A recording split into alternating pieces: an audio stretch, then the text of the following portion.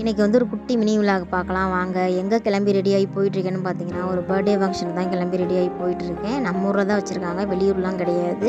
அதனால் பார்த்திங்கன்னா எனக்கு ரொம்ப ஈஸியாக இருந்துச்சு.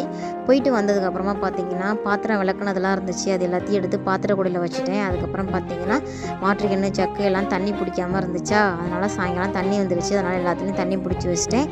பாத்திரம் வந்து காலையில் எல்லாத்தையும் விளக்கி கழுவி முடிச்சிட்டேன். ஒரு சில பாத்திரம் மட்டும் தான் இருந்துச்சு, அதையும் வந்து விளக்கிடலாம் அப்படின்ட்டு விளக்கி கழுவி போட்டுட்டேன்.